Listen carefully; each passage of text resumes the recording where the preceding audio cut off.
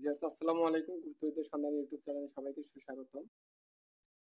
তো একটা ভাইয়া কমেন্ট করতেছে, দীর্ঘদিন ধরে কমেন্ট করতেছে যে পুরুষত্ব দুর্বল। তো এটা কমেন্ট করেনি, বলছে যে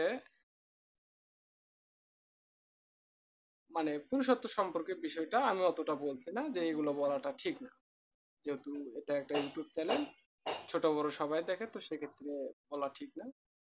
তো যাদের পুরুষত্ব দুর্বল তারা এই টোটকাটা ব্যবহার করতে পারেন। শনিবার মঙ্গলবারের দিন বট গাছে যাবেন, বট গাছে যাওয়ার পরে বট গাছের যে ঝোল আছে ওই ঝোলটা নিয়ে আসবেন, কেটে নিয়ে আসবেন। বট গাছে একটা ঝোল কেটে নিয়ে আসবেন, যেটা এই লোকের মতন মোটা হবে।